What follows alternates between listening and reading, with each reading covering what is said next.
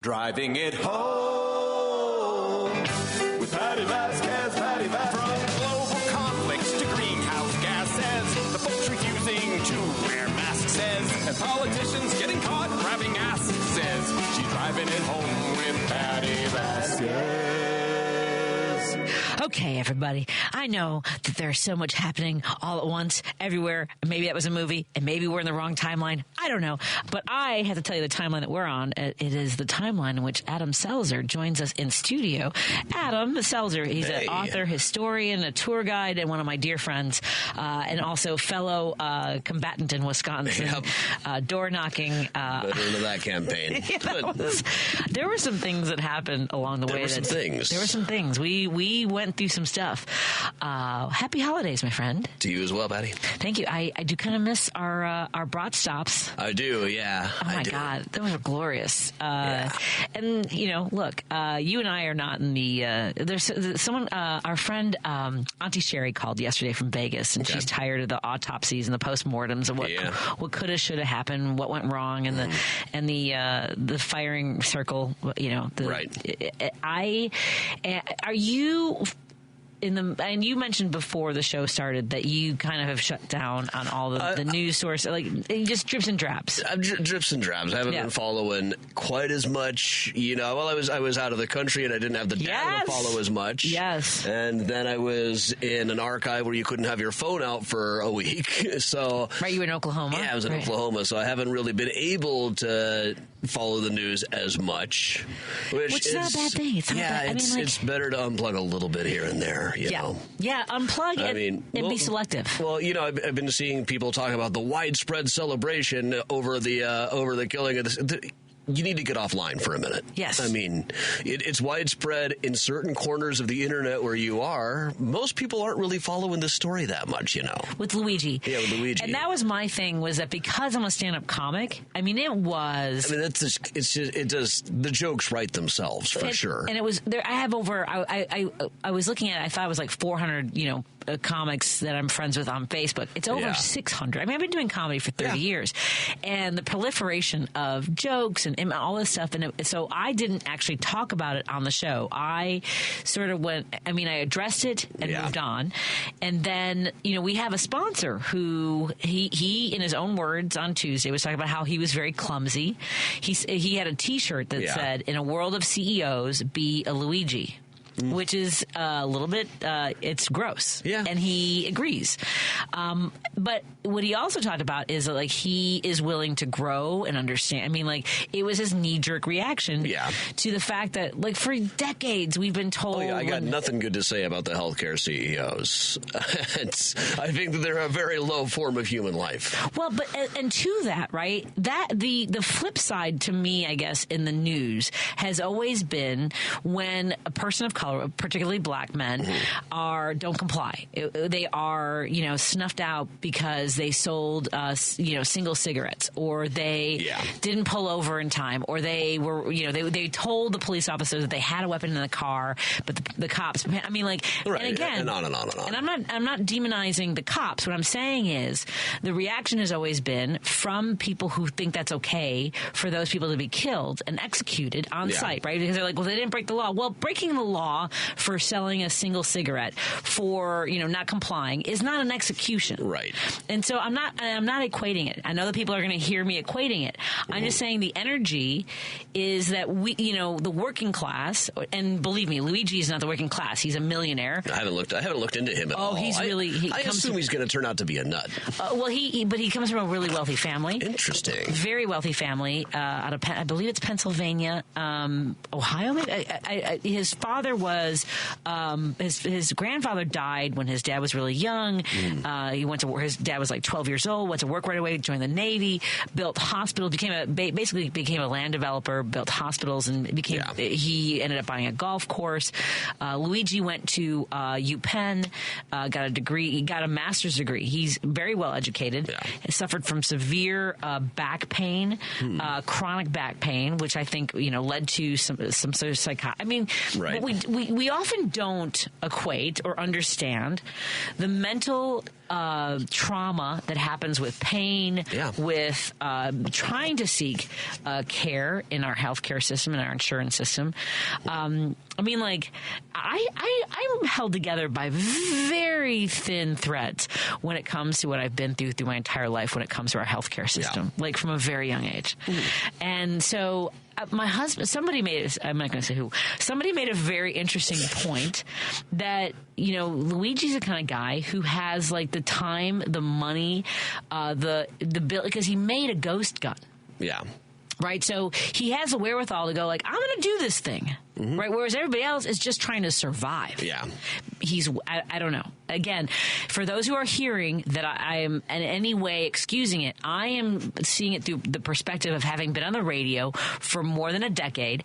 When I was on WGN, people would call and tell me that, you know, whether it was George Floyd, whether it was in Ferguson, Missouri, whether it was in New York, I can't breathe. It was always, why didn't they just comply? It was always minimizing the exchange between law enforcement and somebody who was in the wrong place at the wrong time, maybe doing something that was extraordinarily illegal. Is selling a single cigarette worth getting choked out? No. I mean, you also don't get to be judge, jury, and executioner, right? You know? And neither does Luigi. Yeah, neither does Luigi. And so the outrage. But here's the thing: there isn't a lot of outrage about the execution of him, the assassination of him. There's outrage to the reaction to it. Yeah, those are two different things. That's true. And if you're more angry at people making jokes or making light or elevating him to a hero status, if you're more angry about that than you are about children being slaughtered in their classrooms, so they're so unidentifiable that they have to go by what shoes or clothes they were wearing, I'm just saying. Yeah. Hi, Adam. How are you? Hey, how you doing? We got it off to a happy start. All right. Well, the picture they've got of him today being escorted by the mayor and all. The mayor does not need to be there. Yeah. I cannot think. You know, I understand you need a large security entourage for this kind of thing. I don't know why they're all behind him and no one's in front of him. This is a lesson we probably should have learned with Lee Harvey Oswald. Right. I'm not a conspiracy theorist, but how come it's just nobody in front of him?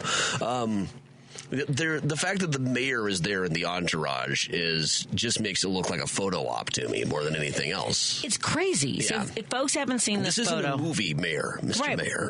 If folks haven't seen the photo, if you aren't trying to elevate this guy to iconic hero status, you're doing a very bad job of it. Yeah, it's hard to think what they could have done differently that would make him less. Yeah. that would make him more of one. For folks, again, if you haven't seen it, there's FBI. There's guys in SWAT, bulletproof jackets, as Adam mentioned, electeds. Yeah, like guys the mayor's walking with them. Yeah, like this is very much like something that would happen in Batman. Yes, and not in real life. And he is in an orange jumpsuit. Everybody in black or blue, and it's going to be an iconic photo now for the rest of our country's existence. Yeah.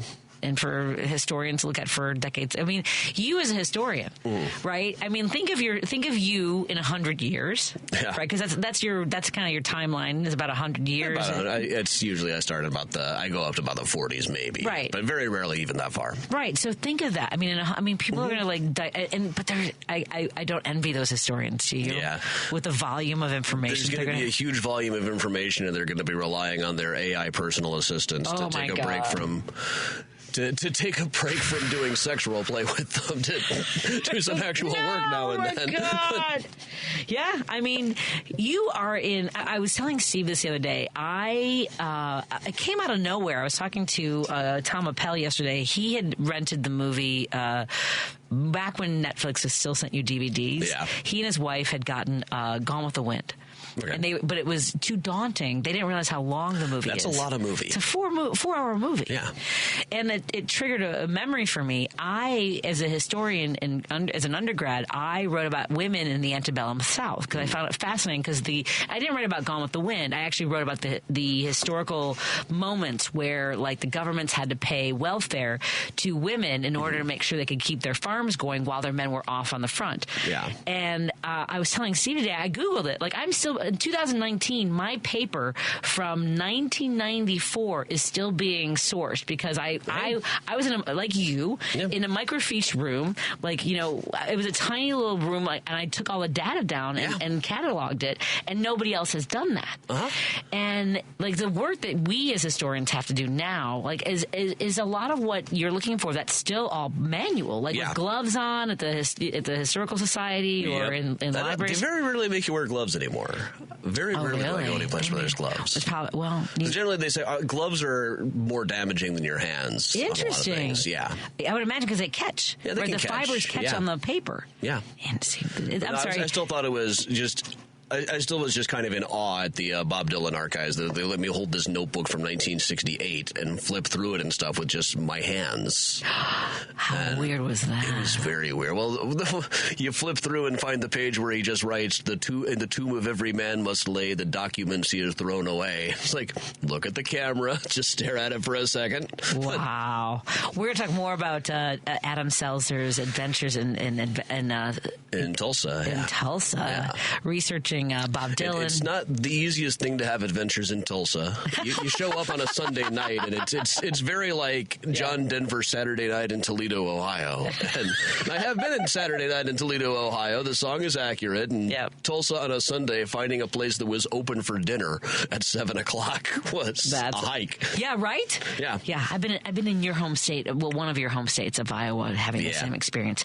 Let's take a break here. We're going to check in with Dan Schaefer, the editor, publisher, writer for the Recombobulation Area, all things Wisconsin. We're in studio with Adam Selzer. Please follow Adam.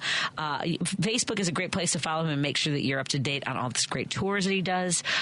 Every single day he does a mini tour at 10 a.m., so follow him there. More after this on WCPT 820, Heartland Signal. Because facts matter. You are listening to WCPT 820. You're listening to Driving It Home with Patti Vasquez on WCPT 820. You know, there are moments in my life where I get to join two of my favorite human beings on the planet together. It might only be on the radio, but here we are, Adam Selzer in studio. He's a historian and tour guide and my fellow door knocker in Kenosha, Racine, Walworth, all the places that we tried to help, this thing we try to protect called democracy. And then there's Dan Schaefer, the publisher of the Recombobulation Area, joining us, who makes sure that we know about all the stories in Wisconsin and, again, how fragile our democracy is. Wisconsin is such a pivotal, really element to everything that happens in elections. Dan. How you doing tonight, Dan? I'm doing well. Thanks for having me. Good evening, Adam, as well. We have to meet at the Brat Stop sometime. Adam and I had some of the most magical moments at the Brat Stop. I'm not sure. Have you been? You've been to the Brat Stop, surely, haven't you? Of course. Yeah, I do love that when the Bears lost one night that we were there, and they played Peggy Lee's "I'm Sorry." Which you're gonna have to narrow it down on when a Bears lost. That's exactly that you were there for. True story. Didn't take me long this time, Patty. Didn't take me long to get a Bears jab. I mean, the cascade of losses is it's just hard to really pick one of my favorites. But actually, the one that Adam and I saw where like they lost it like in the last 30 seconds was pretty remarkable. Although again, same thing. Okay, so I was gonna say, I'm trying to I can't really even grab like one story out of Wisconsin, but I have to say, let's just go ahead and start with our favorite senator out of Wisconsin, and Ron Johnson. He's such a Johnson. He is really salivating. I thought we only have one senator here. Her name's Tammy Baldwin. But, correct. Yeah, that's just me pretending. Well, I mean, wouldn't it have been nice if Ron Johnson was offered at least an appointment, right? So that you could at least have a special election or something, like some opportunity, some path to get rid of this guy. You know, it was funny. There was a moment where people were very confused for about 30 seconds. Somebody named Ron Johnson was appointed to, I believe it was the ambassador to Mexico. Or something like that. But of course there are other Ron Johnsons. It's not all that uncommon of a name. So people were like, oh, wait, is he doing this? Oh, no, it's a different guy. Oh, man. But yeah, that would be nice if we were to have another race for Senate.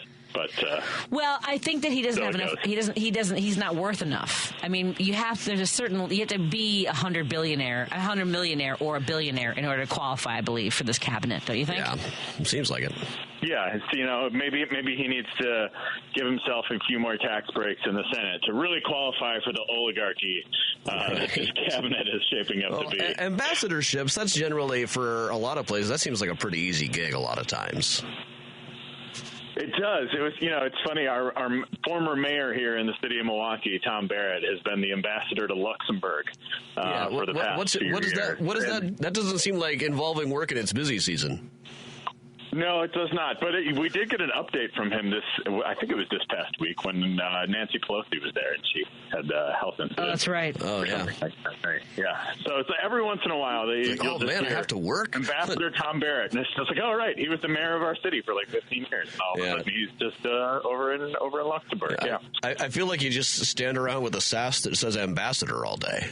And I guess it's one thing if it's a country we do a lot of trade with or have tension with or something like that. But when was the last time you worried about the situation with Luxembourg? Right, yeah. I feel like you're probably dealing with more, you might even be dealing with more international relations as the mayor of Milwaukee than the ambassador to Luxembourg. Yeah, exactly. I mean, you may as well go to Mater's to get that conversation done. That's right. I do want to talk a little bit about, we started kind of a little bit lighthearted. I wanted to start with Ron Johnson because I have been talking quite a bit about school shootings this week. I was in Madison on Tuesday to do a live broadcast. It wasn't spurred by the shooting on Monday. However, we were within a mile and a half of the school, and you had one of your contributors, Jimmy Casca, who talks about raising children. You are also, and I don't want to put you on the spot because it's Christmas time and it's hard to gel this idea that we are trying to bring this magic, maintain this magic for our children's lives and really for ourselves too, tapping into our memories and what we want to share with them. And yet we know that we have raised kids in a different world than we grew up in. What are you talking to folks about in Wisconsin? I mean, for a lot of people, it's not even a matter of if a shooting is going to come to our neighborhood. It's a matter of when, right?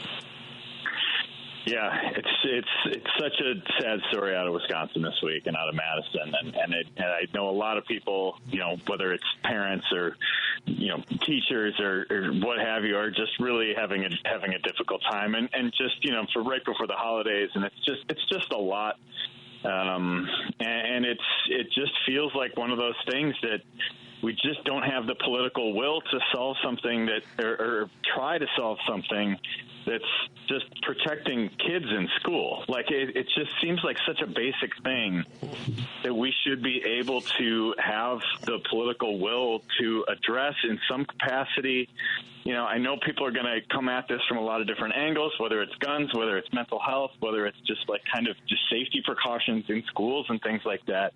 But just the fact that we haven't made any progress on dealing with it. And it's 25 years since Columbine now.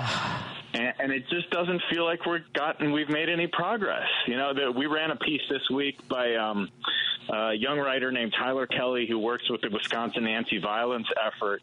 And, he's in his early mid-20s, something like that. And he's gotten involved in, a response to school shootings. And he was talking about, the response to Sandy Hook when he was in 5th grade. And I was thinking back to when Columbine happened when I was in middle school. And it's just we're now just having generation after generation of children growing up in this world, and it's just so defeating to see how little we're able to do about it. Mm-hmm. And people are going to have these circular arguments that seem to crop up every single time that a mass shooting or school shooting like this happens. And it's just so frustrating to see the lack of political will to get something done. I think this just kind of says something about the era that we're in, where we're not capable of solving big problems. Yeah. And this is a big problem, and we're just not doing anywhere close to enough to address it. some of our listeners have called in over the last few days, and pointed out that obviously we are unique in this globally. We simply are, folks. I don't have to tell you. And they pointed to the population, right? The massive, and I mean, we don't talk necessarily about the landmass. I mean, culturally, this country, we're not like a monolithic sort of. America is an idea. We're sort of loosely tied together by our Constitution, by our interstate highways, but we are definitely tied together by our gun culture in every single friggin' state. Yeah. I think that we are more tied together by gun violence than almost. I mean, we call soda something in one state and pop in another, but we are all familiar with their gun violence erupting in a workplace, in a church, in a movie theater, in a school, and yet, like you said, and the idea, even when you say we don't have the political will, is so that is what it is. Essentially, that's what it is, because our policymakers, the people we send to D.C. or our state legislatures or our city halls, they crumble under they crumble under redneck rule. Yeah, that's the city. This one consistent pattern in American history is rednecks are the problem, and this gets me in trouble for saying it. Did you hear Dan trying to laugh? By the way, I heard that. You could never underestimate the numbers or the cruelty of rednecks in this country. Well, and living in, again, and I know that we have folks that live in rural areas. If you're not a redneck, you're not a redneck. If you're not somebody that is it's I'm not guns talking, and Bibles. I know a lot of rich rednecks. I know a lot of urban rednecks. It's not about economics. I understand the origin of the term, but no, it's a state of mind. It's a state of being. It's something you choose to be. And look, right, Dan, when Hillary said that they'll cling to their Bibles and guns, here's the thing: she wasn't wrong, was she? Yeah, it was Obama said that they cling. Oh, was it him? Yeah. She said the plurals. Religion and anti-immigrant sentiment, and I think I think she's wrong that what they're clinging to religion-wise has anything to do with actual religion. Well, we know that. That's it's not like I'm making a clever point here. No. I think we're operating from a point of frustration and sadness. And remind me, how old are your kids? You have one or two? I can't remember. Dan, I know I ask this every freaking time. Yeah, two girls, eight and almost 4. Oh. Yeah. So have you had the stories about the active shooter drills? Yeah, I mean, those are conversations that people will have at school boards and classrooms and things like that. And it's just, it's just really frustrating that that's the answer. Right. And not doing something about guns, or doing something about other safety or addressing mental health. And that's always kind of the refrain that people will bring up. And I tweeted something about this week. So it was just that, 5 years ago, Wisconsin had this, this was kind of after the Parkland shooting, after a couple other shootings that happened. And our governor, Tony Evers, called a special session to address gun violence and to bring up 2 bills, one on universal background checks, one on extreme risk protection orders, which is also known as a red flag law. And these are things that polled with 80% support, and are just these are the majority support, common sense things. You should have background checks. You should be able to intervene if you think that somebody is threatening the life of someone else or themselves. And I think that the fact that not only did Republicans not pass the bill, obviously, they didn't even debate it, and we're just not even having the conversation about this. And I think it's so frustrating when people will say, oh, what specific gun law would address this exact shooting? Oh, my God. And I think that's the wrong way to approach this. And I think it's just about, you have to look at the big picture. And I think, these red flag laws in particular, they have a proven track record of being able to address things like mass shootings, like self-harm, like incidents involving domestic violence.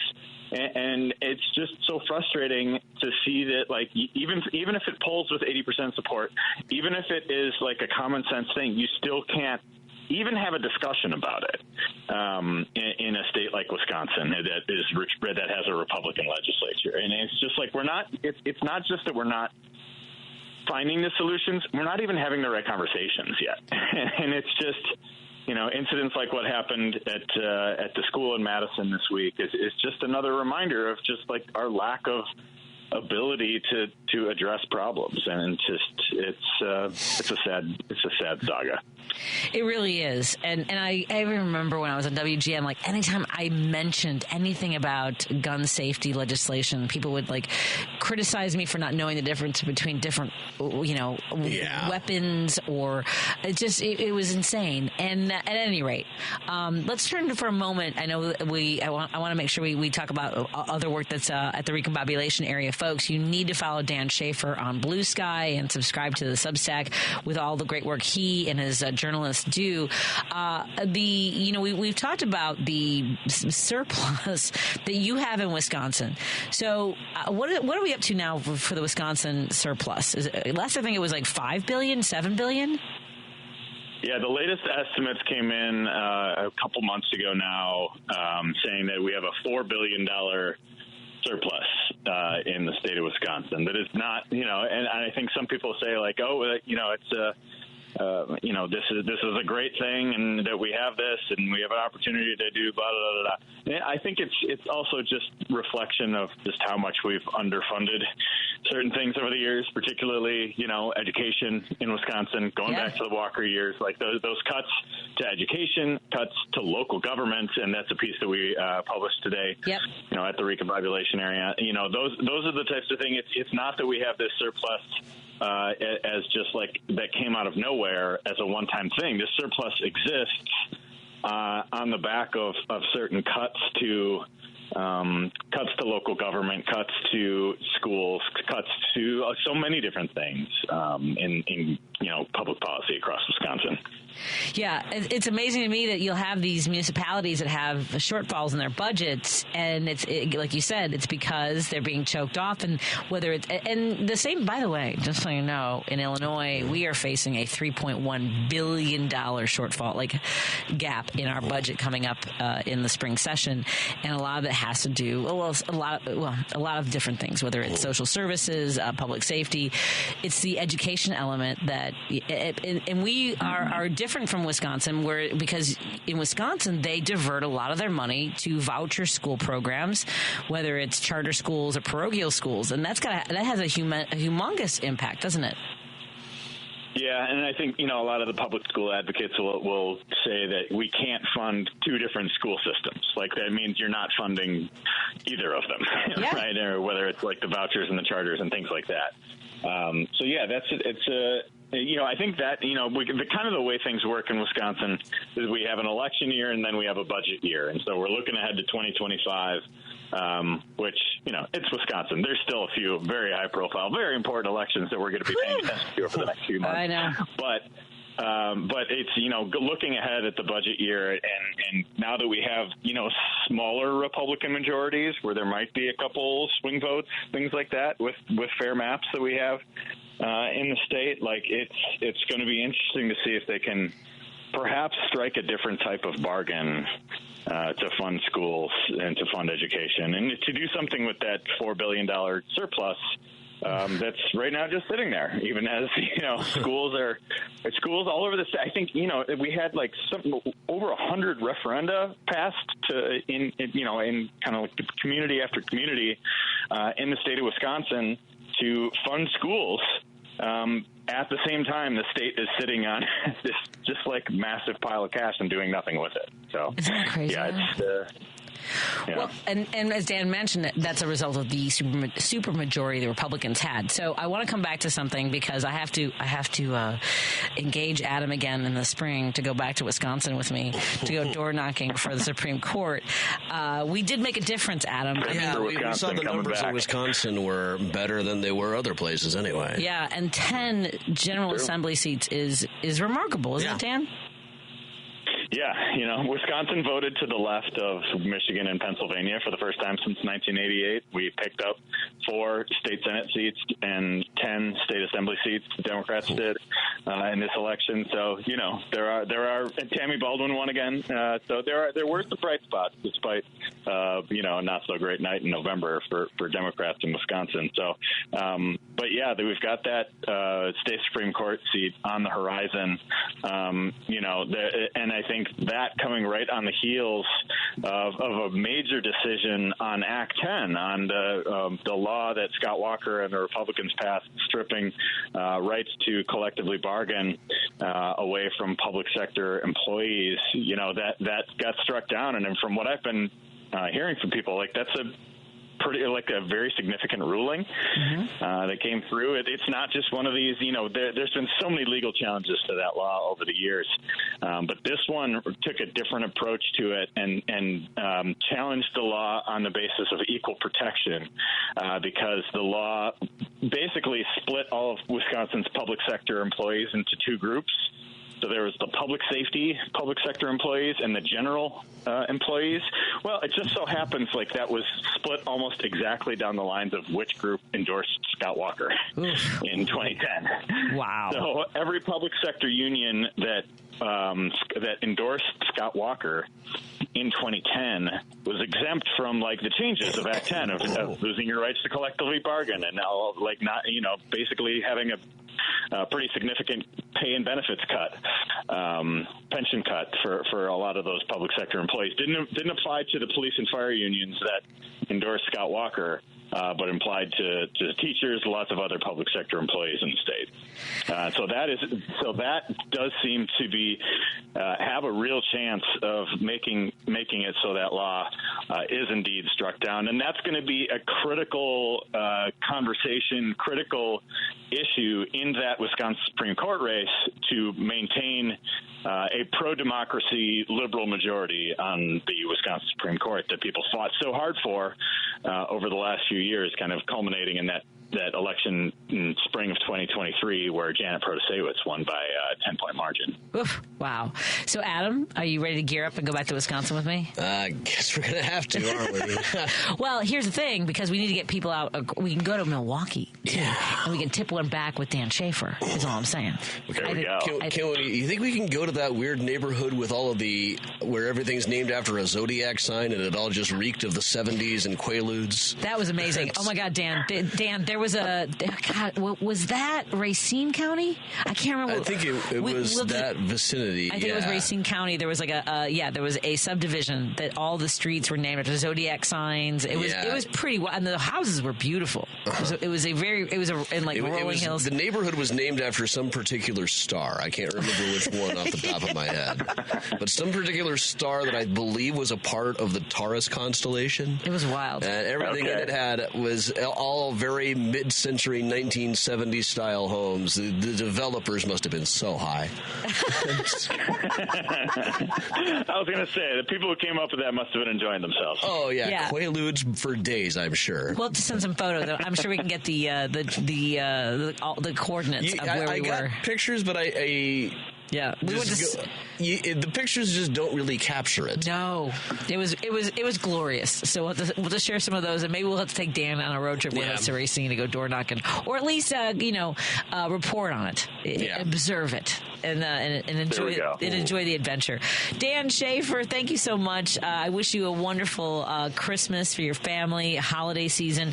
Everyone, for your holidays, why don't you subscribe to the Reconfabulation Area Substack? Maybe purchase one as a gift to somebody else so they're well informed of what's going on to the north of us, because as Wisconsin goes, honestly, I think it bodes for the rest of the country as to how we are going to withstand the next 4 years. But let's get to work on the next few months in Wisconsin. Thank you so much, Dan Schaefer. We appreciate you. Thanks so much. Be well. All right, you too. Take care. We'll talk to you when you can. I know it's a busy season. All right, bye, my friend. Let's take a break here. When we continue, we'll have some phone calls and texts to get to. Adam Selzer joins us in studio. He's a writer, historian, tour guide here in Chicago. Go to MysteriousChicago.com. And Adam Chicago anymore? Adam Chicago links to the same place. It's just easier to say.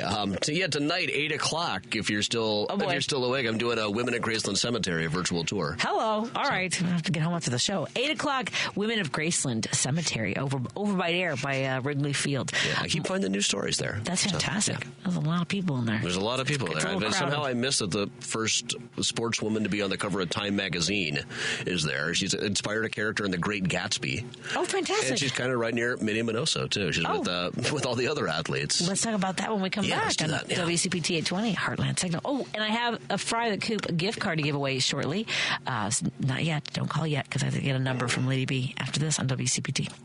Choose Views with Richard Chew. The badassery in us has to come out. It just does. Shake off the fear, shake off the worry, and be ready to do something, like Mrs. Obama said. Now we really have to do something. And the number one thing is connect with each other and be strong and support those who we care about and make sure that we are moving forward and protecting this process. Richard Chew, weekday mornings at 6 on WCPT 820. Hey Google, play WCPT. Streaming Chicago's progressive talk from TuneIn. You're listening to Driving It Home with Patti Vasquez on WCPT 820. Real quick, Adam, pick a number between 1 and 5. 6. I don't think you know how these numbers go. 1.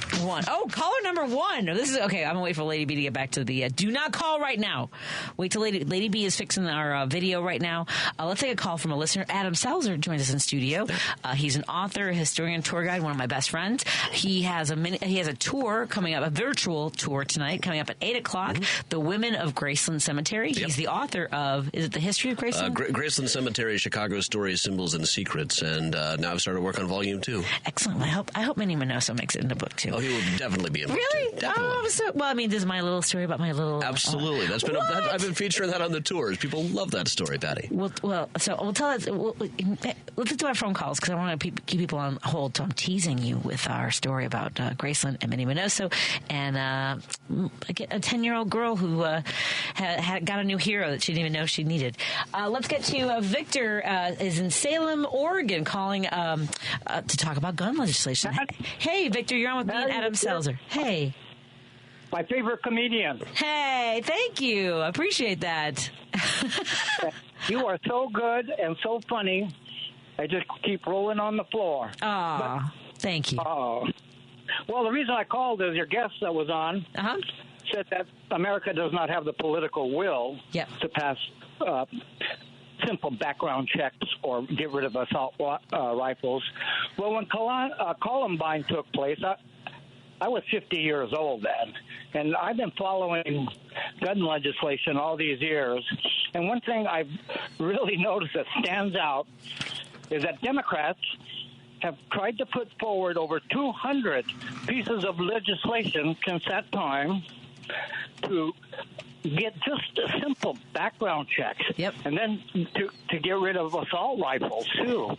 But at every single piece of legislation that's come up before Congress, the Republicans have blocked every single measure. Mm-hmm. And the reason is they're on the payroll of the gun manufacturers and the NRA. Mm-hmm. You know, Mitt Romney got $14 million one year from the NRA. Mm-hmm.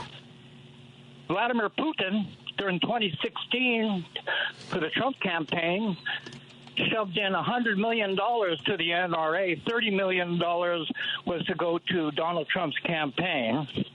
So here's the problem. We will never have background checks because no matter how many children get killed or slaughtered or heads blown off, because Republicans will never give up their NRA check for background checks, period. Yep. Yeah. That's the truth. And one last thing. The reason why Donald Trump and the Republicans want to privatize the post office is the same reason why they put in that corrupt, crooked Louis DeJoy as head of the post office. And the reason is twice as many Democrats vote by mail than Republicans.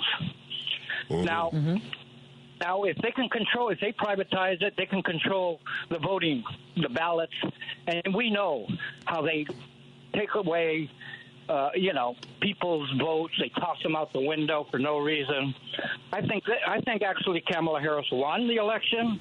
The margins were very close, and we had Elon Musk sinking in $300 million to steal the election. And it doesn't take much money if you offer an election official $1 million to toss out 100,000 votes. I'm afraid that's the way the Republicans operate. It's always blackmail. It's always extortion. And that's what we've seen from Donald Trump and the Republicans ever since, since 2016, when the devil was let loose out of Mar-a-Lago, the lair of the beast. And Florida. Yeah, really. It's the same. And now, especially minorities are really going to be in big trouble, black and brown and Asian people, because Donald Trump has emboldened these people, white supremacists and Nazis, to go out and do whatever they want, commit violent acts against minorities, just like he took Kyle Rittenhouse and brought him down the Mar-a-Lago after he was exonerated for shooting two individual. I think they were black people. I believe one was. I don't know. I know one guy at least was white. Oh, okay. Well, regardless, they were unarmed, and he blew the arm off of the third person, and the corrupt and crooked judge was able to scare the hell out of the juries in the trial by saying that people were following them around, which was such a joke. Schroeder, Wisconsin, should never have done that, Judge Schroeder. And then now during the Army-Navy game, what does Donald Trump do? He takes Danny Penny, who was found not guilty after choking the death out of a black guy on a subway. It only takes 15 seconds to knock for a person to be left unconscious. But he held that death threat on this poor individual who is suffering from mental illness, obviously, and for 6 minutes, enough to kill him. Right. And more than enough. And so what he does, Donald Trump invites him to the Army-Navy game. Yep. We're an upside down. By the way, Victor, I know you're very passionate about all these things. I do want to tell you that all of the shooting victims all of the men that Kyle Rittenhouse shot were white men. However, the instigating incident was a Black Lives Matter march and protest. Right, that was a march for black protest. Correct. Again, in the wake of a police situation for someone who was, I believe, it was a domestic violence situation, and they thought that he had a weapon in his car, and that's why they shot him multiple times. Right, in the back. Yeah. They thought he was reaching for a knife. They shot him 12 times, and he survived. Thank God. Mm-hmm. But, that's what we're facing. I think this is going to be 10 times worse now under Donald Trump, I'm afraid. Victor, what kind of, I know that you said you've been following this a lot. I want to stress for folks to also pace themselves, because this is going to be it's not even just 4 years. It's going to be a long haul from here on out. What are you doing to take care of yourself, Victor? Well, going for walks? Are you listening to music? I walk every day. Exercise is good. Eat properly. Yep. Not too much fast foods, and try to maintain a good weight. And I've never seen a doctor. I'm 75, and I'm still in good shape. I had an accident. I need a new knee replacement, but how did you manage that without seeing a doctor? How are you going to manage? Everybody's got problems, Patty. Yeah, I know. Yeah, but you can't just get your new knees at Target. The doctor has to put those in. Exactly. But I don't. Well, you gotta find a specialist to get that done, so they can do a whole workup on you. I know a guy. You got a guy? I know a guy. Don't worry, I know a guy. Well, Victor, that's great. I'm glad that you're taking care of yourself, and I appreciate your passion. I'm so glad that you called today to share your perspective, and I look forward to hearing from you again. I hope that you have a good holiday season, my friend. You too, and wish everyone a merry holiday or Christmas or Hanukkah or Kwanzaa, whatever, A Festivus for the rest of us. Yep, I appreciate it. Baby, relax. Relax, see deeper. Ooh, we'll do a little meditation music. We'll meditate together. How's that? Yeah, there we go. Thank you so much, Victor. Be well. Now, you guys. Take care. Thank you. Good job. Great job. I appreciate it. Freedom fighter. Freedom fighter. Viva la resistance. All right, let's take a break here. Yep, let's take a break here. We'll continue our conversation when we come back on WCPT 820 Heartland Signal. I'm in studio with guest co-host Adam Selzer, author, historian, and tour guide. Tonight, his tour is the Women of Graceland Cemetery. Yeah. And you can follow him on mysteriousschicagO.com, and there'll be links to that tour, which is also available on Facebook. Join the group, join the club, and you'll see us at the MysterioCon next September. Yeah. Last weekend of September, everybody. Yep. I'm going to have my book done. One of them, maybe. I don't know. We'll see. More after this. WCPT 820, Chicago's progressive talk, where facts matter. Patti Vasquez is taking your calls now at 773-763-9278. Driving it home with Patti Vasquez now on WCPT 820. I was just asking our guest co-host, Adam Selzer, are we doing budget or healthcare? Our callers are calling about the budget. One's calling about the healthcare. We'll go with budget. Party. There's going to be a party either way. Let's go, Jim. Jim, you've been chosen to be our next caller on the air. Let's budget it up. What's up, Jim? Thanks, Patty. The White Sox, the Sox fans used to refer to Minnie as Marvelous Minnie Minoso. That was what we called them. Marvelous Minnie. That's right. But I was going to say that Musk apparently doesn't like this budget, so he told Trump to ditch this budget. The real president-elect. Yeah, the real one. Yeah. And they got till midnight tomorrow. What do you think the odds are? I think you're going to shut it down. What do you guys think? I think they're going to shut it down. Yeah, they're going to shut it down, yeah. Yeah, they're going to shut it down, and congratulations to everyone that voted for him, including the farmers, who are not going to have their part of the budget included. Yeah. Right. And another thing is Tommy Tuberville said that this is after this ridiculous thing about, I saw Fox News a couple of cutouts, that what's in our food. Well, Tommy Tuberville said, I want to cut food stamps. So apparently the people who have food stamps don't have to worry about food because they won't have any food to worry what's in the food. You know what I mean? So that's their answer. That's their answer to that. Guess who benefits from the people, from not just the people who receive the food stamps and the ability to purchase food. It's also the food suppliers, including ag and farmers, the supply chain. Everybody, Patty. Everybody. Walmart makes a killing on SNAP. Yeah, well, it's a perfect way to distribute food to the poor. It's just a perfect way to do it. And why they want to fool around with that, I don't know. But I have a pretty good idea. Anything to reflect damage on anybody who's in difficult circumstances, it seems to be their call. But I think they're going to shut it down and carry on from there. I don't know what it'll look like. But will this register with the 72 million people that voted for this insane person? I know. When will it register with these people? Never. I think 90%. You're right. 90% of them will be. Look, so I was telling someone this today.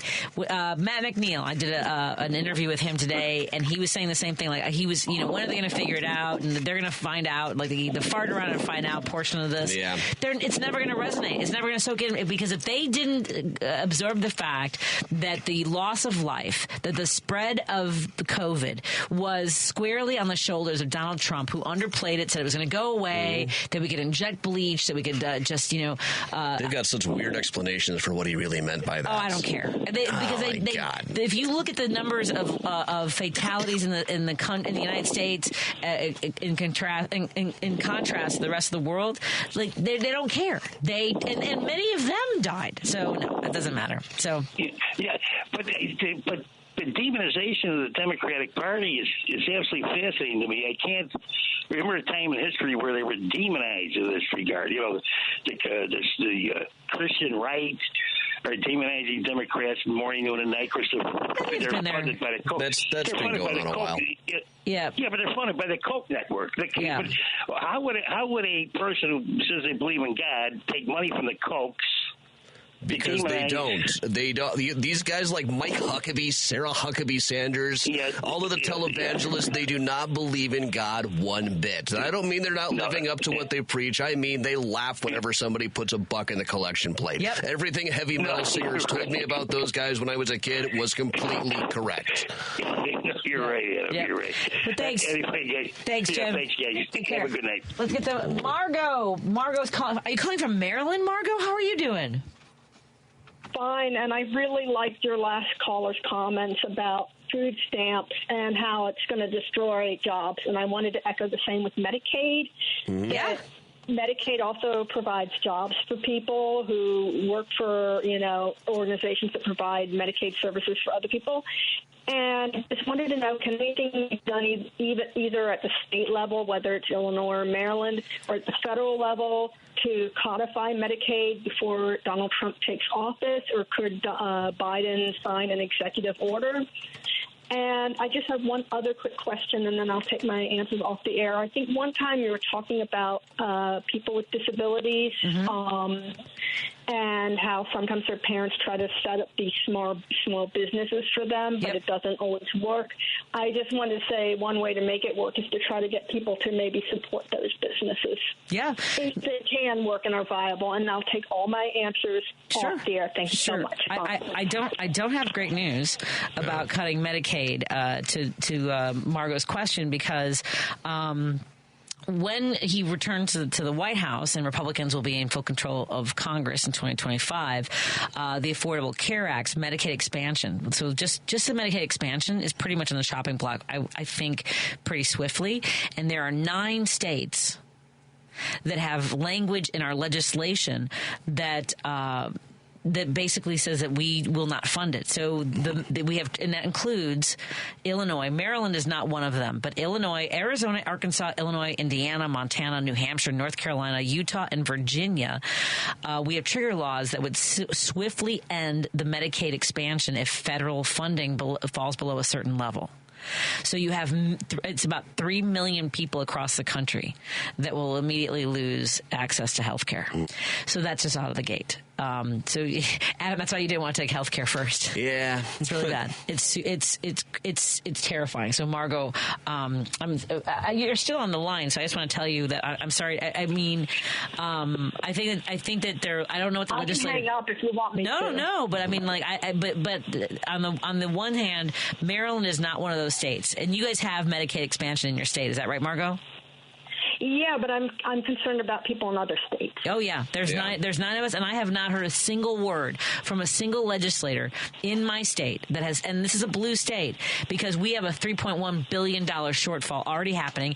If Dr. Oz takes over the MCMs, and they wanted to, here's what they want to do in 2025. I think that the way I remember it is that the Affordable Care Act is going to stay the way it is through 2025. They plan to change. What I've heard is the funding. Right now, people at the lowest level of coverage are paying about 9% of their income toward their health care. They want to raise it to 20% of people who are living at poverty rates. So there's a lot of work to be done to make sure people know about that, Margot. Can I say one more thing? Of course, please. The ARC has a campaign, ARC, to fight for Medicaid. Excellent. People can look into that. And thank you so much. Bye. Of course, Margot. Well, we're going to keep fighting, Margot. Have a good evening. Let's take a break here. We'll come back in just a minute. We're going to talk about all of Adam's work. We're going to talk about the Graceland Cemetery book that he's got out, the tour tonight, what's coming up, and a lot of other things. Yeah. Sounds good. More in a moment on WCPT 820, Heartland Signal. This is WCPT 820, where facts matter. Driving it home with Patti Vasquez, Patti Vasquez. From global conflicts to greenhouse gases, the folks refusing to wear masks says, and politicians getting caught grabbing ass says, she's driving it home with Patti Vasquez. Thank you so much for joining us, and hello to our friends listening in the evening on KTNF AM 950 Minneapolis, St. Paul. So thrilled to have you join us. I'm, of course, broadcasting here from Chicago on WCPT 820 Heartland Signal, the progressive voice of Chicago. And you can hear us anywhere that you are in the world, because you can have it, on your TuneIn app, on Facebook, on Twitter. Oh, now on YouTube, by the way. We are now broadcasting on YouTube. You can watch the video live. That's why we were fixing your camera there, Adam Selzer. Okay. Because we now have a YouTube channel. Adam Selzer joins me in studio, one of my favorite human beings on the planet. He's an author, historian, a tour guide, and a monster door knocker with me. We were in Wisconsin relentlessly for months, and still proud of the work that we did. I am, yeah. We'll go back. I didn't think have you been to Mader's in Wisconsin? Mader's. It's a historic German restaurant. We must go there. We'll go door knocking. We go to Mader's. Maybe we get an Airbnb, or maybe we drive back. We always take a train back. We'll figure it out. Diner in Kenosha. Oh my God, wasn't that amazing? I can't even remember the name of that diner. Frankie's? That sounds right. Frank's is an old. It's like an old train car. Yeah, that was amazing. The best restaurants, like the best. Like they eat well, and you eat like kings. Yes. In Wisconsin. One of my favorite things when we were door knocking was meeting up with you for the Racine Cemetery to find the guy who made the malt shakes. Yeah. The creator of the malt shakes in Wisconsin. Yeah, malt powder. Yeah. Malt powder. And you have several books about cemeteries, and right now you're working on your second Graceland Cemetery book. Yeah, I've started taking notes on who else I could add. Some of it is the last few years since the work on the last book wrapped. We've done Find a Grave Friday every Friday, and sometimes that'll be a Graceland. And, continually find interesting new people there. Most interesting the last couple of weeks is I was looking up the Mitchells. There was this couple who died in the same car wreck when their chauffeur tried to avoid another car wreck caused by Leo the Ghost Mongovan, who was one of our lesser-known gangsters, but he was popping around in and out and faking his death and getting away with it for a long time, and finally died in the 80s. What? So, yeah, it's a long story, but this couple's son had been rushed into a marriage with a woman named Ginevra King. These were all very high society people, but Ginevra you're high society. Yeah. Well, she had been dating this writer, and she was Find a Grave Friday subject last week. She had been dating a writer, or 2 weeks ago. He was a Yale man, but it was long distance, and he was going to be a writer. He came to visit her in Lake Forest, and her father made a point of being overheard saying, "Poor boy shouldn't think of marrying a rich girl." Ooh. And so that kind of ended that. She was rushed into a marriage with William Mitchell. Anyway, that writer was F. Scott Fitzgerald. What? And Ginevra was the model for Daisy Buchanan and several other F. Scott Fitzgerald characters. So in a lot of ways, William Mitchell, who is now in the family mausoleum, is the real Tom Buchanan from Great Gatsby. Though it's generally said that Tom, Daisy's husband, was based a little more on Ginevra's father, who, had polo ponies and everything. And he, in fact, is a Graceland. What? Ginevra herself eventually remarried into the Carson Peary Scott family, Mr. the Pearys.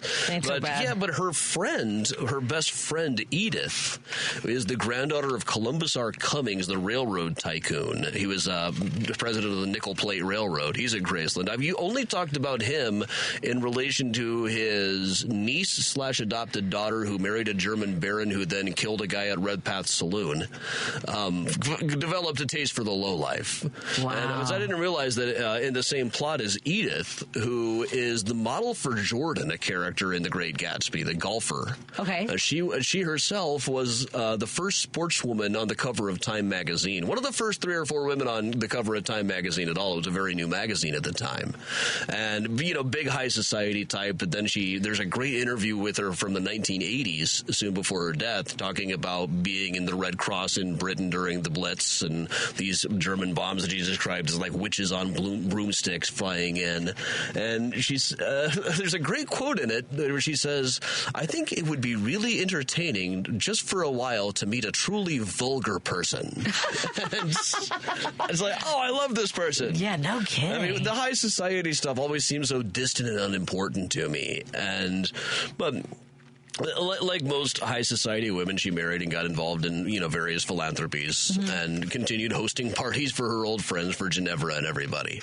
But it's how did I miss that there was a Great Gatsby character, 3 of them at Graceland Cemetery, right very nearby each other as well. So it's one of these things. There's 175,000 people there. I had left out the Mitchells. You can note that they have the same date of death on the outside of the mausoleum.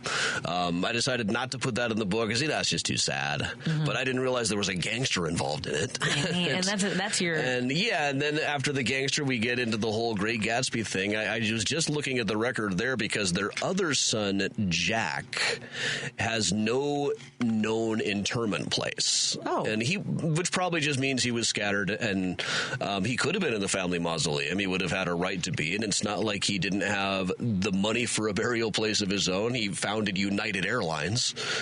What in the freaking frack is going on at Graceland Cemetery? Yeah, well, a lot of money in these names that retain a slight coppery odor. No kidding. How long did F. Scott Fitzgerald spend? How long was he in Chicago? He wasn't there for long. He went to Lake Forest to visit her. We don't know how long or exactly what all he did there. Right.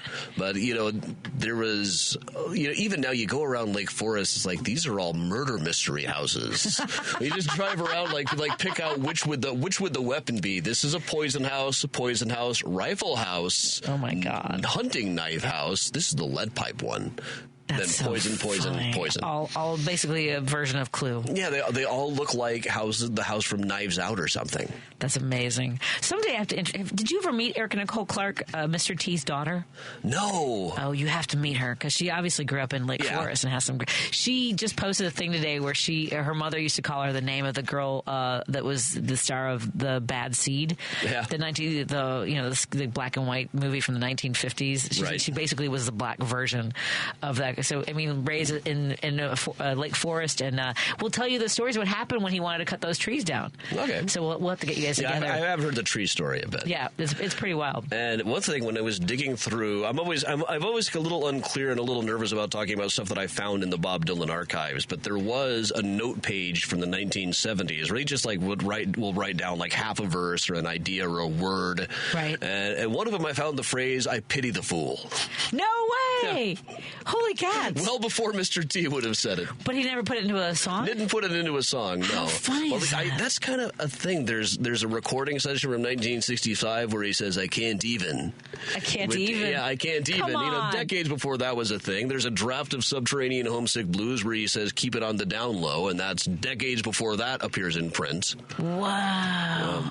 That's crazy. Keep it on the down low. Yeah. You thought that. I would think that keep it on the down low was an older phrase than it was, but it doesn't really start occurring in print until into the 90s. Does someone like that sort of make you think that there's something else going on energy wise? You kind of have to wonder. Well, it doesn't just come to him like out of nowhere. There's one thing going through the drafts. I mean, he's writing constantly. I mean, there's drafts that I found in the archives that are several that are like inside of matchbooks or on the back of a parking ticket or margins of a newspaper. Like entire most of the Street Legal album was written on stationery he swiped from his kids. You can see it's got their names on it. Man, I wonder how when did, I don't know when stationery in hotels started. Yeah. Because I'll tell you. There's a lot of it on hotel stationery. I was going to say, I wonder which how is interesting because then we can you can look at his tour schedule and see when he would have been there. It's like, so that's the night that he wrote that song. Isn't that wild? The night that he wrote down that draft anyway. And that's something I was kind of surprised they haven't really done a lot of that detective work there because they've got the stuff is ordered in what they call creator order. It's the order that it came in. But there's definitely stuff that's way out of chronology. And what are you working on in terms of Bob Dylan's story? Well, in that case, I was starting with trying to find out what the connection would be between. He's made a few movies, most of which you can't get anymore. They weren't particularly successful. They're very bizarre. But he was also usually writing and working on an album at the same time. And we got curious about like how could they have interfered with each other because there's going to be a lot of crossover. And there's some, but for the most part, he compartmentalized pretty well, as it turns out. But just in the process of it, there were so many things that I noticed in the course of researching, so many different themes that I saw coming up, and so many different, like one little document that turns around what we thought about something. Sure. That's wild. But it's definitely, you do kind of wonder if there's something that he picks up on the rest of us don't energy-wise, but that's also, it doesn't just beam in from nowhere. He works. Right. You can see him going through all these draft after draft after draft of these songs. It's like it's one thing to be a funnel for the universe. It's another to be interpreting it. Yeah. To put it down and to feel it, to be mindful of what you're experiencing. Yeah, there's a review of Charles Dickens' Great Expectations that I often cite. It's like somebody said Dickens has finally mastered a gift that formerly mastered him. Oh. And I think that's very good. As a lot of times it's just like he seems like he's got all this coming in, but he's not editing it. Right. And I think there was recently a book comparing Charles Dickens to Prince. And I kept wanting him to cite that review because that's the same thing. Prince, I think, would just put out thing after thing after thing after thing, and there's hundreds and hundreds of unreleased Prince albums in the vaults. They could release another Prince album every couple of months for hundreds of years. Right. But a lot of times I listen to it as like he should have gone through 3 or 4 more drafts of this song. Right. He's onto something here, but he was just plowing through it so fast. Right. So, and fortunate for us that we got the ones that kind of rose to the occasion of, whether... Oh, yeah. We got he put more effort into Purple Rain. Right. And you can tell. Yeah. Interesting. Now, you mentioned that tonight's tour, by the way, it's Adam Selzer. You can go to mysteriouschicago.com. Yep. It'll all be on the Mysterious Chicago Facebook page. It's free to tune in. It's a virtual tour. You can do it from anywhere. And tips are appreciated. Of course. There's a QR code right there for you to help out. There's my Venmo and PayPal and the Patreon are up there the whole time. And so tonight's the Women of Graceland Cemetery. Women of Graceland Cemetery. So I do a lot of different subsets of stories at Graceland Cemetery. We've got like the Underground Railroad at Graceland Cemetery. We've got true crime at Graceland Cemetery. And there's enough material that I can do several Women at Graceland ones, which is good because I can bounce around. It's kind of incongruous to have me up there telling the stories, but we're a one-person operation, folks. Now, you mentioned we've talked a little bit about, and I was so excited that you triggered a memory for me when we were so every Friday night, folks, Adam Selzer and I do Whiskey and a Cookie, and we invariably will have Esmeralda Leon, my former co-worker at WGN, Elliot Serrano, Scott Santos, but generally it's me and Adam at this point.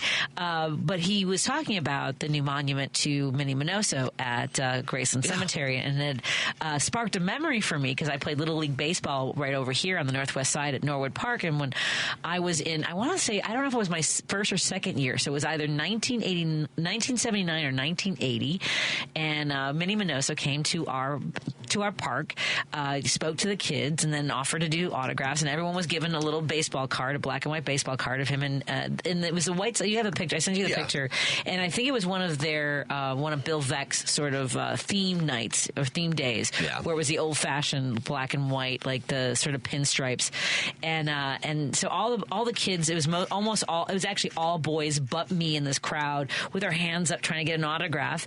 And Minnie Minoso reached over the boys to get my baseball card, and he said, "Don't ever let them tell you can't play." And I didn't remember that until you mentioned his monument. And I mean, I think about I just would think, I have his autograph, but I didn't think of that moment like that. Really, he wasn't like on my radar as like I was a Cubs fan, right? And so the side. But why is Minnie Minoso a lifelong playing? Was it 5 or 6 decades that they put him in? That's what I knew him as when I was a kid. He was the guy who played in more decades than any other player. And now and then they put him in again to like take an at bat in the 80s and the 90s, just so he could extend his record some. So why is he buried? It's so funny. He's buried so close to Wrigley Field. Yeah, I think that's hysterical. Well, there's.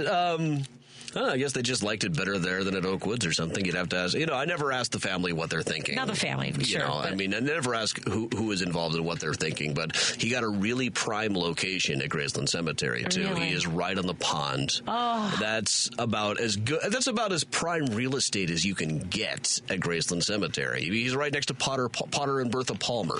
Oh gosh, yeah, from the Palmer House, folks. You pass Potter and Bertha Palmer, who like every half of the Impressionist painting paintings at the Art Institute are from Bertha's collection.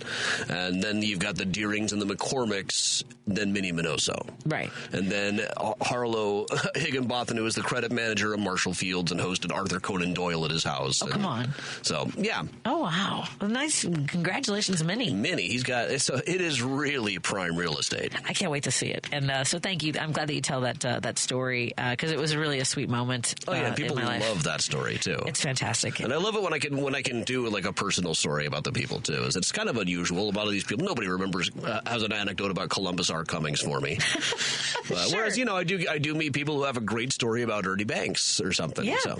Absolutely. Well, you and I saw Ronnie Woo Woo when we were at the Broad Stop of all things. I ran into Ronnie Woo Woo at like Roger Ebert's funeral in full uniform. Okay. And he was just wandering around the Broad Stop to see who he got recognized, I think. Wow. Which, of course, he did. Yeah.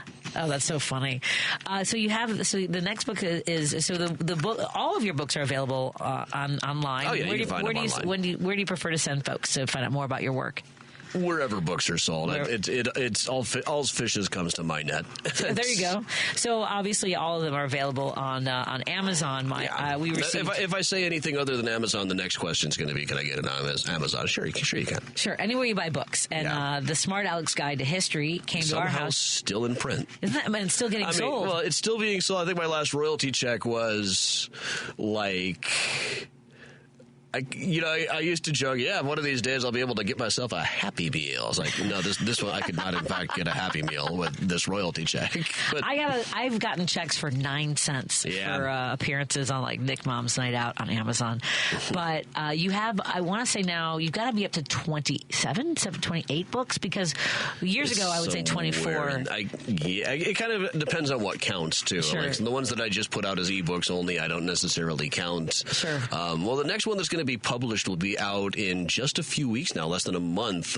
Graveyards of Trinity Church in St. Paul's. Nice. Which is a couple of graveyards down in the financial district in Manhattan where Alexander Hamilton is surely the most famous person. There was a lot of various founders and there's a line from a movie that just resonated with me the whole time I was researching these guys. It's in The Great Muppet Caper, where Sam the Eagle looks down and says, "You are all weirdos." That's a pretty good word for these 1700s guys. When I research people from the 1800s, even though like the high society ones who seem so distant and unimportant, I can vibe with them. I can kind of understand we have some of the same concerns. The 1700s guys are just weird. Yeah. I can imagine. A listener just texted in. They wanted to be reminded what the website is. Go ahead. Yeah, go to adamchicago.com is the easiest thing to think of. The Mysterious Chicago Facebook is going to be where the best conversation is. Just be on the Mysterious Chicago page there about a few minutes before 8 o'clock Central Time. And if folks aren't on Facebook, is there a link from your website? Even if you are not, even if you don't have an account, just go to facebook.com/Mysterious Chicago. You don't need an account just to watch. Okay, great. You need one to comment. Right. But also, if you go to adamchicago.com and click on the link for it, there should be stuff about watching on YouTube or Twitch as well. And then every single day you do a 10 a.m. mini tour. Yep, every day. And so, folks, once you go to the Facebook page and you watch tonight's virtual show. But by the way, Adam does some extraordinary tours. It's still every Thursday at 8 o'clock. Yeah. And he's done things he'll do virtual pub crawls, and he's included in the past. No pressure, but some great cocktail ingredients. It's about time. Next. Oh, it really probably should have been this week that I did the Drink Like the Dickens one. I shouldn't have said that. I just realized it's less than a week until Christmas. Wednesday is Christmas. We'll do it for Boxing Day, I guess. Perfect. That's a very Dickensian thing to do anyway. I love that. So for Boxing Day. And I got some new footage for that while I was in the UK, too. So perfect. Yeah. Right. So Adam also was following the Bob Dylan tour in England the day of the election. Was in Edinburgh. It was in Edinburgh the night of the election, and I had a great night with my friends. We wandered around. We played the Simpsons arcade game in a retro bar after the show. Oh my God! I got rip-roaring drunk, and I came back to the hotel, put on the news, and got more and more and more drunk, and spent the next day just wandering around, spending money freely, trying to decide if we should stay. Trying to decide. It's like a barber for hire. I could learn to do that, right? And even Dylan does not really comment on politics these days. I think when you're 23 and they put your face on the cover of Esquire with Malcolm X, Fidel Castro, and John F. Kennedy, you want to run away from that kind of thing as fast as you can. Right. But, like, over the intro to the last song, after seeming kind of surly all night in the show, we can just play here every night, actually. Maybe we ain't going back. Oh, that's wild. Which, for him, is quite a statement, really. Yeah, no kidding. And having been through his notebooks, no, he's not secretly a conservative. Yeah, folks always want to claim that for... Well, people try to claim everything for him, and I tried to make a point of saying I'm not speaking for him. I don't know what goes on in his head. But his friend Kinky Friedman was once quoted as saying, well, Bob has been everything you can be except a Republican. Right. Wow, that's wild. I'm looking forward to tonight's tour. I'll have that on as well. Again, folks, go to Facebook. It's Mysterious Chicago. That's where most of the it's still where most of the action is. We've tried putting it other places, but that's always where the most lively conversation is. Well, and also I know that I always get alerts through Eventbrite. So you can also go to Eventbrite. Eventbrite has all of the listings and stuff. It won't stream on Eventbrite for you, but it'll have all of the information for how to go to. Yeah, right. So you can put it in your calendar because then it merges with your calendar, and you have all the information about when Adam's tours are coming up. And Adam will be hopefully filling in soon for me and taking over the airwaves for a couple hours. Sure. And again, tonight at 8 o'clock, it's the Women of Graceland Cemetery. He's working on a second sequel to his Graceland Cemetery book. Again, the title is available. Graceland Cemetery, Chicago Stories, Symbols, and Secrets. Outstanding. So I know you have to go. I gotta get back in time to do that tour and grab a hot dog on the way home. Going to Superdog? I'll probably go to Superdog. I'm just saying. That's good stuff. Yeah. All right. Thank you so much, Adam. Be safe. All right. Happy holidays. Thanks, and I'll talk to you again soon. Let's take a break here. We'll continue our conversation on WCPT 820, Heartland Signal, and KTNF AM 950 Minneapolis, St. Paul. You can give us a call if you want. 773-763-9278. That's the number to call and join our conversation. And we'll be right back after this. You're listening to WCPT 820 because facts matter. Hey, it's Patty here, reminding you that Minocqua Brewing Company's progressive beers like Maga Tears IPA, Biden Beer, and the LGBTQ-inspired Love Wins Fruited Sour are now available at Chicagoland locations like Armanetti Wine and Spirits in Woodstock, Beer Shop in Oak Park, McLean Liquors in South Elgin, Beer on Central in Evanston, and My Buddies, a pride-friendly bar on Clark in Chicago. Don't forget to drink and vote responsibly. Patti Vasquez is taking your calls now at 773-763-9278. Driving it home with Patti Vasquez now on WCPT 820. And that promo from Joe Esposito championing our fantastic sponsors, Fry the Coop, reminded me that I have a $25 gift card to give away. And I believe the number one was chosen. So 773-763-9278. The first caller to call for this prize will win a gift card. Fry the Coop is a destination for hot chicken in Chicagoland, giving a Southern original Midwest touch. Whether you want heat or no heat, I have switched to no heat in the last couple of years, featuring chicken sandwiches, tenders, chicken and waffles. Chicken and waffles is so good. And now nuggets, all delivering happiness in each crunchy bite. Proudly not using seed oils, they are frying all of their menu items in 100% beef tallow. Stop by Fry the Coop today at one of its many locations from Oak Lawn, Chicago, Elmhurst, Darien, Prospect Heights, Tinley Park, and Bolingbrook. You can have no heat, mild, medium, hot, or crazy insanity. If that's your thing, go for it.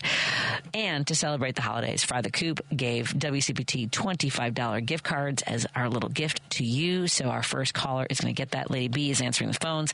Contests running on WCPT 820 are open to listeners 18 or older and residents of the greater Chicagoland, Northwest Indiana area. One entry per person, one winner per household. Void where prohibited by law.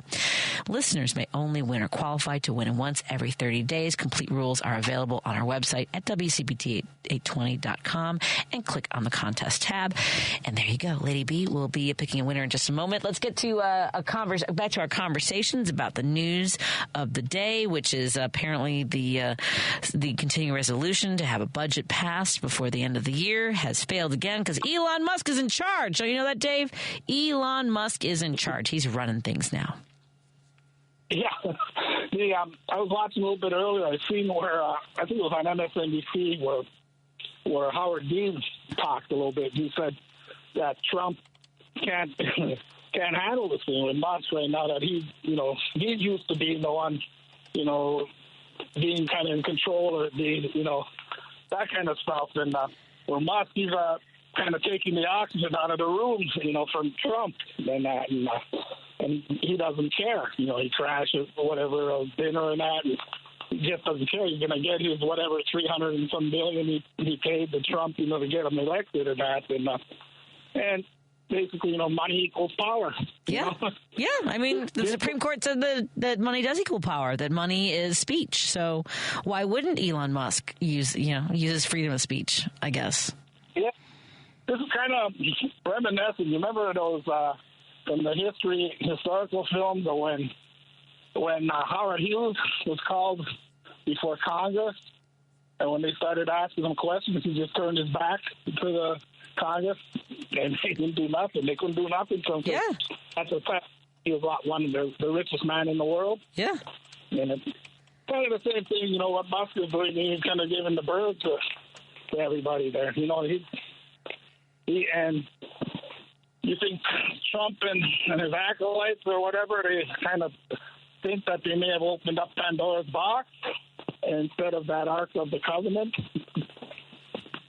Yeah, really. And their faces melt off? Is that what you're going for?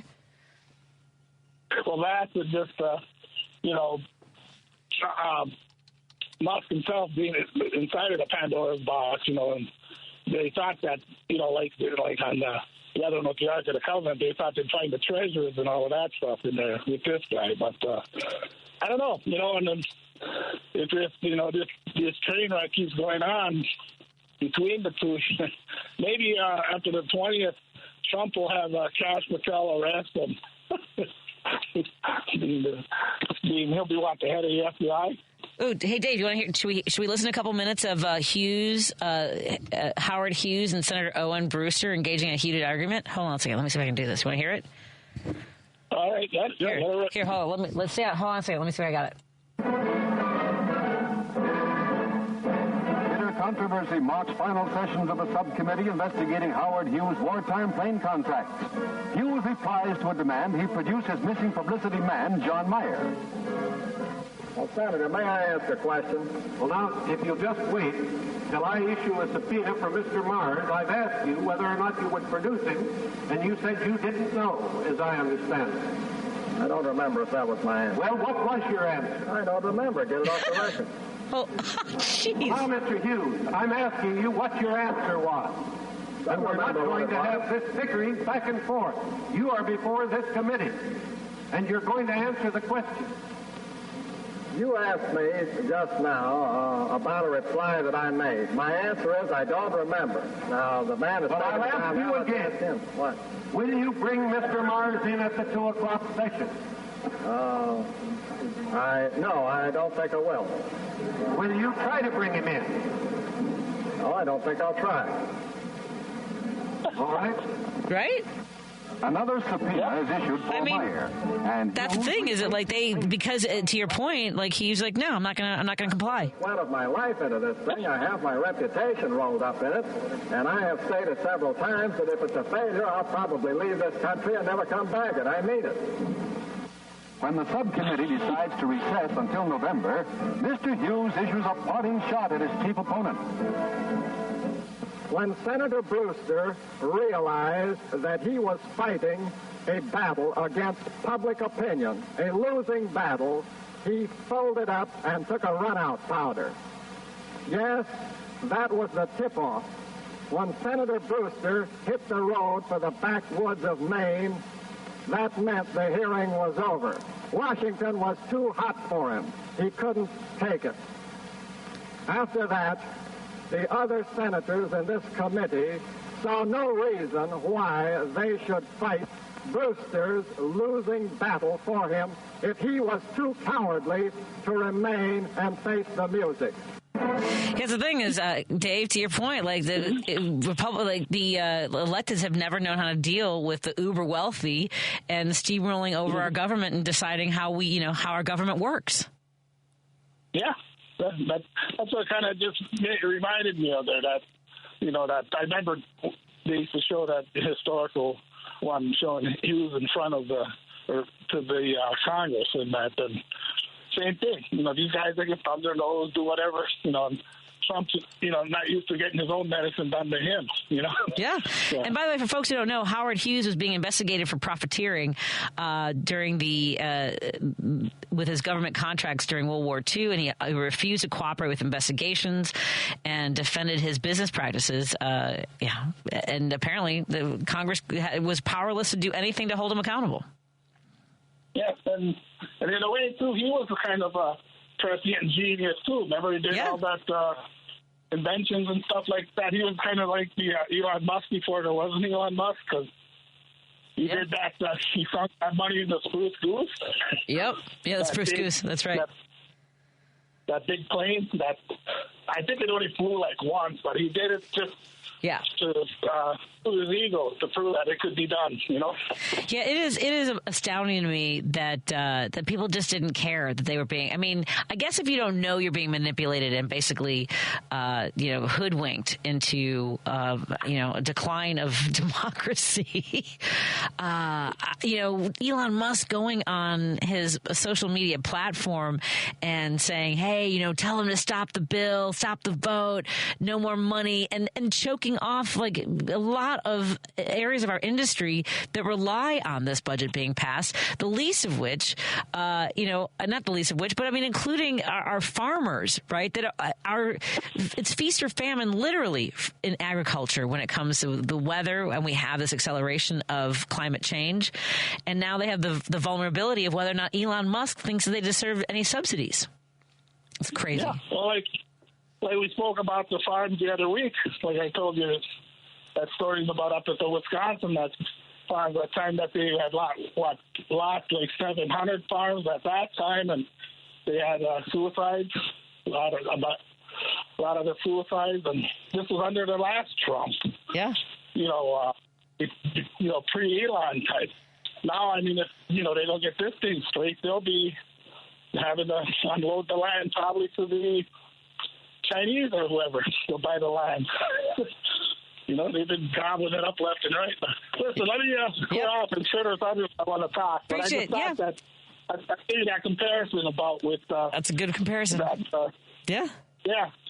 All right. Well, Take care. Good night. All right. Thank you so much. Well, we survived Howard Hughes. I wonder if we can survive. I mean, we've survived other billionaires, although I will say that there were different mechanisms in place in order to continue to benefit Americans because we did more appropriately tax the uber wealthy when we had the stomach for it until Ronald Reagan decided that we didn't need to do that, amongst other things. Let's take a quick break here. We'll come back in just a moment, continue to take your phone calls. WCPT 820 Heartland Signal and KTNF AM 950 Minneapolis, St. Paul. Our number is 773-763-9278. You can call or text to that number and hop on with us. More in a moment. Alexa, play WCPT. WCPT from TuneIn. Patti Vasquez is taking your calls now at 773-763-9278. Driving it home with Patti Vasquez now on WCPT 820. Thank you so much for joining us as we continue to drive it home in the last stretch of the show. On the line, we have Paul from Seattle. Paul, thank you so much for calling. What's on your mind, my friend? I was listening to your discussion about Charles Dickens. Oh, and, yes. I'm sorry, Adam left, but continue. Yes, please. Yeah. He mentioned it. So Charles Dickens actually was one of the most vocal objectioners or objectionists to there was copyright pirating going on before there was file sharing. And so American copyright law, I mean, this is Constitution lesson here. You don't really have a right to a copyright. It's a regulation, and it says in Article 1, Section 8 of the Constitution, I think it's about clause number 10 or 15, it says you have a limited right to protect a limited right to copyright. So you only have one.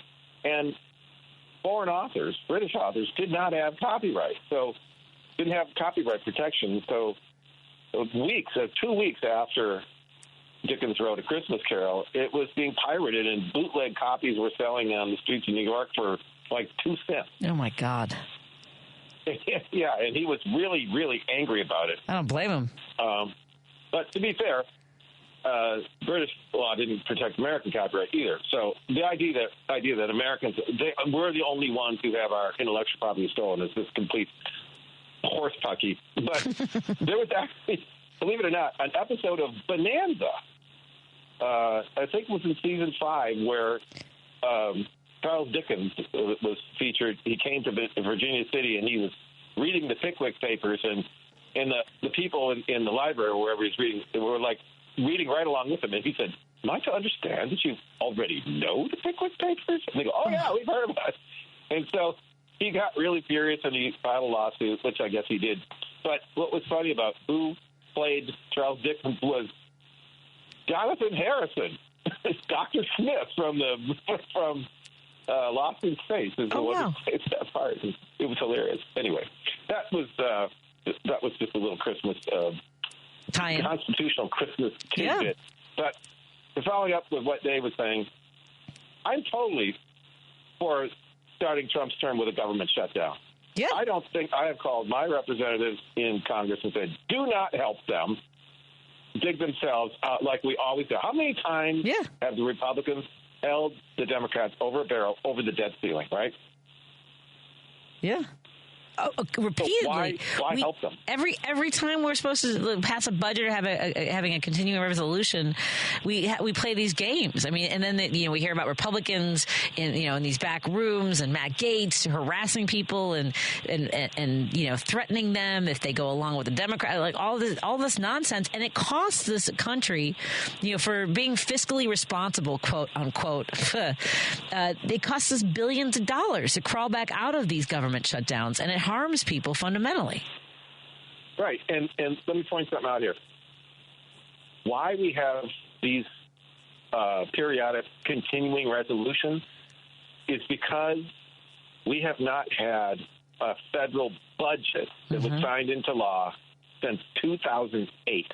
George W. Bush was the last president to sign a federal budget into law. Yep. And that was when the Democrats... Yeah, when the Democrats controlled Congress, and when Obama was president, the Republicans filibustered every budget that was put forward, and they never submitted a budget when they held the House. They never ratified a budget, and when Trump took office, they said we don't trust Obama to honor the budget. But when Trump took office the first time, they never had a budget, and we have not had a federal budget since 2008, and we're still playing this game. And now Trump wants to raise the debt ceiling in advance, and I hope everybody knows, so that he can run up the credit card like he did before. Yeah, just to spend money to give it to the billionaires. To give it to Elon Musk out of your pocket. It's asinine. So I hope the government does that. I hope he starts off with the government is closed. Right. That would be a great start for him. That nothing's going to happen. I just think that the Democrats should not help dig out and say, well, because the Democrats in the last session, this session actually, that's still in turn, they've helped Mike Johnson. They've bailed him out. In fact. Absolutely. No more, Mr. Nice Guy. No more bailing out Mike Johnson. And I hope they dump him. And I don't think that the Democrats should vote for anybody. Just either don't vote or just vote thumbs down on anybody that they put up. Well, one listener asked, wonders if there is a government shutdown, then Trump can come in and they open it back up and he can say he fixed it. And so that it was Biden's fault that we had a government shutdown in the first place. Yeah, it was Biden's fault. Well, if you don't give, I hope the Democrats are astute enough to say, if you don't give them a bill, and this is a problem. Yep. Is that the American people, by and large, well, I think it's probably across the board, but Trump supporters and Trump himself doesn't understand the Constitution. If you don't give Biden a bill. And this is what the Constitution does. He blames somebody, and people just are looking for somebody to blame. And if you blame Biden, you can't blame Biden if you don't present him with a bill. And if the House can't get it together, remember the Congress is two chambers, but they must speak with one voice. And this is what they keep doing, is blaming Biden when Republicans in the House can't even get a bill together that will pass the Senate, regardless of who's in power. Right. But here's the thing, to your point, is that, whether or not people know that that's not how this works, that Biden can't pass a budget if he doesn't get a budget. They also think, there are people who think that it's Biden's fault that Roe v. Wade fell. I mean, there's this, we're not operating from the same set of facts at all. Well, here's the thing about that. I've always thought that was curious, is that so Trump supporters want to blame Biden because Roe v. Wade was overturned. So did they support Roe v. Wade or not? I mean, do they even know what it is? I mean, if they're going to, I thought the Trump supporters will be glad that Roe v. Wade was overturned. Yeah. Or is that Democrat? If Democrats don't understand, if people don't understand, I mean, if you're against abortion, then I would think, you'd be glad that Biden overturned Roe v. Wade. Right. Or at least if you think, I mean, what the hell is that? What kind of logic? And you realize that the logic, people don't have any. They just repeat what they hear, and it's like, and that's the best way, by the way, to sound like a complete idiot is just to repeat things that you hear and you don't understand yourself. Yeah, that you're not processing. We have a listener out of Massachusetts. His name's Johnny, and he texts me every once in a while because it's kind of a progressive radio. It is a progressive radio desert. Most of this country is. I mean, they've been force fed. Yeah. Whether it's Rush Limbaugh or Sean Hannity or Levine or all these folks. And Johnny says, I listened to your show this morning, and your guest said the right has a very strong way of getting their message out with media. And I agree. All AM radio in Massachusetts is pro President Trump and Vice President Trump and President Elon Musk. Right? Yeah. I talk to people about what I listen to on WCPT, and the reply I get is that Musk and Trump are only going to do that to illegals, and we will be safe. It's David agrees that 47 will be a kleptocracy. Well, there's. When I was living in Michigan taking care of my mom when she was just before she died, I realized something about one of the major stations there, WJR, AM 760. It used to be the, kind of the flagship radio station of Michigan. I mean, you could hear it all over Michigan, 50,000-watt station. And, I grew up listening to Detroit Tiger baseball in the backyard with my dad. It was a full-service family radio station.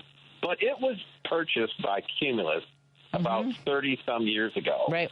And it is now a right-wing bunch of BS. Yep. But they they put people on throughout the day who are local broadcasters. I think a lot of people, because a lot of people have WJR in the car.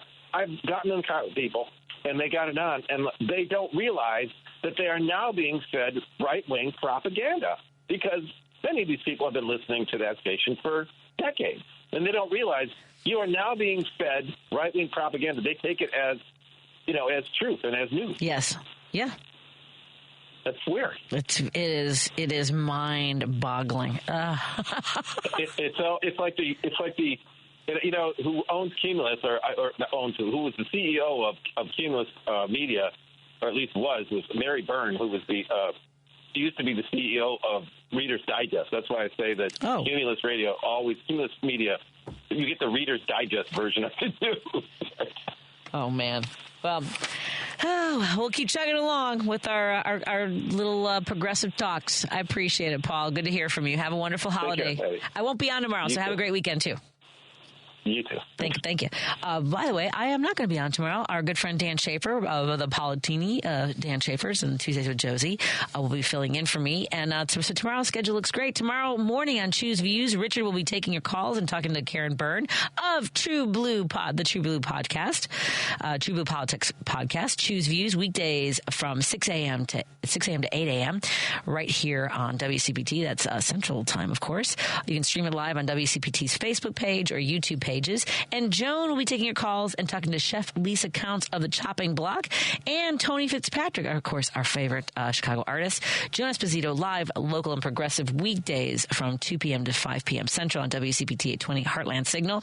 And if you miss any of our shows or you want to go back and listen to something, all of our shows are podcasts. And so Driving It Home has not one, but two podcasts, Driving It Home full episodes and Driving It Home featured interviews. Subscribe to one or both. Go to Spotify, Apple Podcasts, TuneIn, iHeartRadio, YouTube, and Amazon. Search for Driving It Home with me, Patti Vasquez, and subscribe to one or both.